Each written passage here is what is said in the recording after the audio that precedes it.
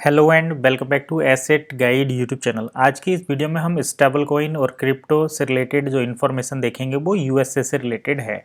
तो सबसे पहले हम बात कर लेते हैं कि वन इकोसिस्टम का जो कॉइन है ओईएस, जो स्टेबल कॉइन एक बनकर चला था, तो यहाँ पर इनके लीगलाइजेशन में जो सबसे बड़ी दिक्कत क्रिएट की थी या सबसे बड़ी बड़ी प्रॉब्लम या एक तरीके से कह सकते हैं आप अवरोध जो उत्पन्न किया था वो यूएसए ने किया था। बात ये थी कि डॉलर को चैलेंज होता है, अगर कोई भी ऐसी करेंसी मार्केट में आती है जो डॉलर को बाईपास करने की कोशिश करती है, इवन दो चाहे वो ब्रिक्स का एक नया जो सिस्टम, नया करेंसी सिस्टम बुला रहे हैं वो हो, चाहे यूरोप का कोई एक नया करेंसी सिस्टम हो, चाहे जो आरआईसी चाइना इंडिया रसिया का एक अलग से यूपीआई जैसा सिस्टम है, या फिर इंडिया का यूपीआई सिस्टम जिसको वो इंटरनेशनली दुबई तक लेकर जा रहे हैं, तो कोई भी एक ऐसा पेमेंट का माध्यम जिससे डॉलर के अस्तित्व को चैलेंज होता है यूएस से, उसमें कहीं ना कहीं दिक्कत क्रिएट करता है, प्रॉब्लम क्रिएट करता है।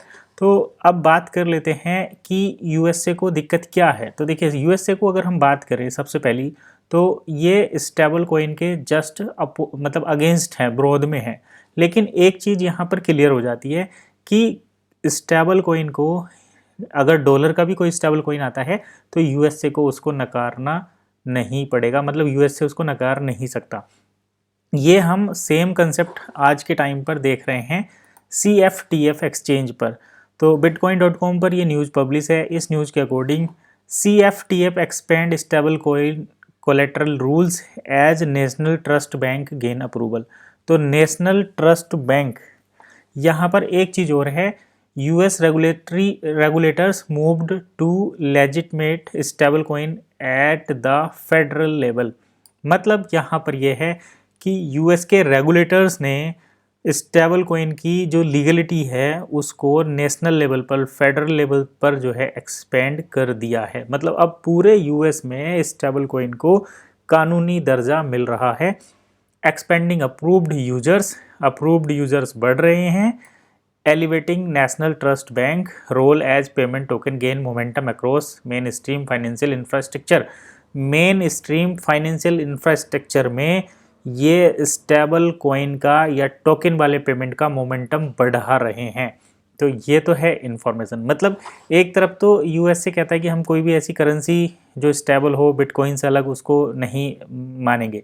दूसरी तरफ ये इनके जो स्टेबल कॉइन है या टोकन वाला जो पेमेंट सिस्टम है, टोकन गेन है, उसको मेन स्ट्रीम फाइनेंशियल इंफ्रास्ट्रक्चर जैसे डॉलर का लेन देन, उसके अल्टरनेटिव जो स्टेबल कॉइन रहेगा USDT, USDC, उसके लेन देन को ये पूरे राष्ट्रीय स्तर पर अपने अप्रूवल बढ़ा रहे हैं।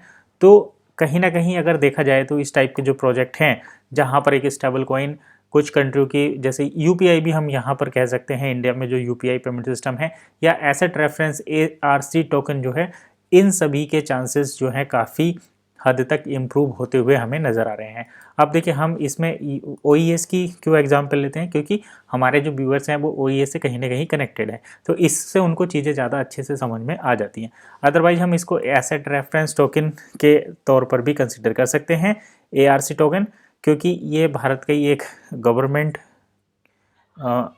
एसेट के थ्रू बैक्ड एक कॉइन है, जो कि जिसकी वैल्यू गवर्नमेंट सिक्योरिटीज से बैक्ड है। तो इस तरीके से आप इसको भी कंसिडर कर सकते हैं, बट ज़्यादा अच्छे से समझ आए तो हम ओईएस को कंसिडर कर लेते हैं। यूएस से नेशनल लेवल पर अब ऐसे रूल्स बना रहा है, ऐसे अप्रूवल प्रोवाइड कर रहा है कि ये जो स्टेबल कॉइन है या टोकन वाला पेमेंट सिस्टम है वो पूरी कंट्री में नेशनल लेवल पर बढ़ रहा है और फेडरल लेवल तक ये इसको लेकर जा रहे हैं।